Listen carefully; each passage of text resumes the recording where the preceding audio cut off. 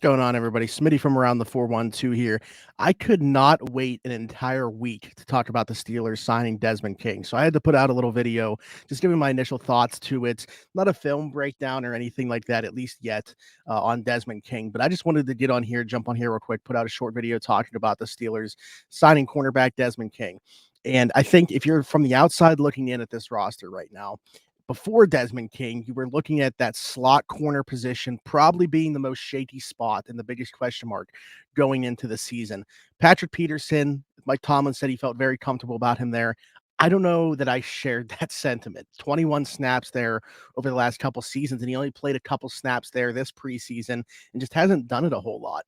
And then you have Elijah Riley and Chandon Sullivan as options there too. Much better against the run than they are against the pass. I think bringing in a guy like Desmond King offers them so much more in that spot to be able to play there. He actually did play more on the outside than the inside last year, and I'm not sure if that was due to the scheme. I know, maybe Derek Stingley's presence within that defense is the reason why. I'm not sure exactly why things went the way that they did in Houston last year, where, by the way, maybe play as much Tampa 2 as anybody else as well. And I know my boy Derek Bell is going to be doing a film breakdown. You'll probably see a lot of that from him too. But Desmond King, a guy that definitely can play inside, has done it a lot. I think the inside-outside versatility just screams what the Steelers have wanted to do this entire offseason, really since Omar Khan took over. You look at the players that they've brought in and just the versatility that they offer, getting guys off of the roster that don't offer as much versatility and can't wear multiple hats. When you bring in a guy like Nate Herbig on the offensive line, that center guard capable player, Connor Hayward, who was brought in via the draft, obviously a Swiss Army knife. DeMonte Casey and Keanu Neal can do a lot of different linebacker type things, even though they are safeties. Minkah Fitzpatrick obviously was here before Omar Khan, but can do and play so many different spots and wear so many different hats for this team. I look at Allen Robinson as a wide receiver that can play inside or outside. Very clearly, they have identified the types of players they want, and they want them to be able to move around and play different spots. Desmond King fits that mold to a T as well. The inside-outside versatility that he brings. Heck, Calvin Austin, we expect him to be a very good punt returner.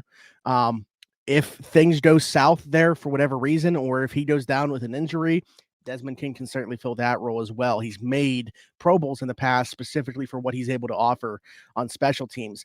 But I look at this defense now with the addition of Desmond King, and I say, okay, I feel a lot better about this cornerback room than I did prior to this. By the way, Braden Mann being released as the corresponding move for the 53-man roster, it looks like. No trade going to take place. I assume the Eagles were probably in the mix there for a trade, and that's why they hung on to him.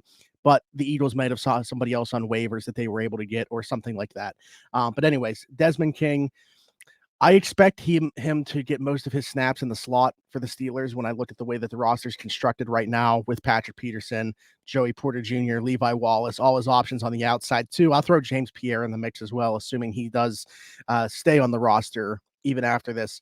Chandon Sullivan, Elijah Riley, they got options now. I think that I just feel a lot better about the room as a whole with a guy like Desmond King on the roster who can play in both of these spots. Maybe it pushes a guy like James Pierre if they do expect Desmond King to play some on the boundary. If the idea is for him to strictly be inside, it's going to be a toss-up for who it hurts more between Chandon Sullivan and Elijah Riley. Chandon Sullivan, I think, he was the guy I had penciled in as technically the starter in that spot. I actually like Elijah Riley a little bit more. Elijah Riley, a little bit more versatile, offers more on special teams as well.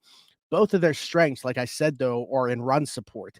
Desmond King can certainly do that too. I mean, I actually put up a little highlight video. A lot of tackles for loss. They'll send him on these corner blitzes at times, some Mike Hilton-ish to his game from that aspect.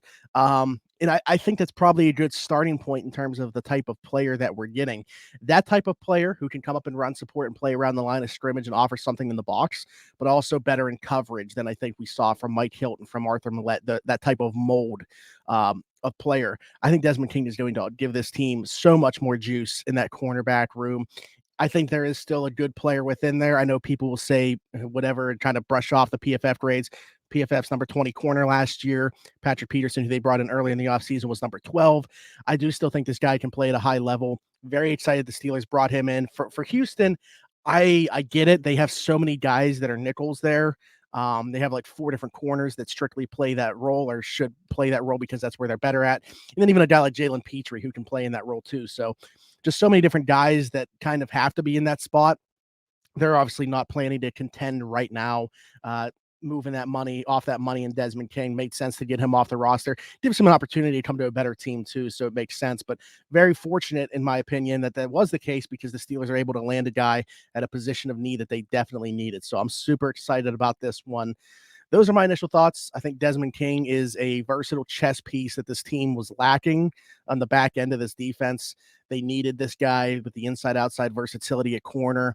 I think he's going to play primarily in the slot, assuming there's not like another move coming or something like that with Omar Khan. I feel like you never know. If you guys like the content, be sure to subscribe, leave us a like, hit that notification bell, comment down below how you're feeling about the signing, what else you would like to see on the channel. And as always, check out some of the other shows. We put up a Steelers weekly episode that's up for this past week. We got the Penguins one coming out. We got the Pirates one coming out. We put them out in three separate videos to kind of break it up throughout the week. But check those out. Like I said, subscribe, leave us a like, hit that notification bell, and I'll see you next time. Bye-bye.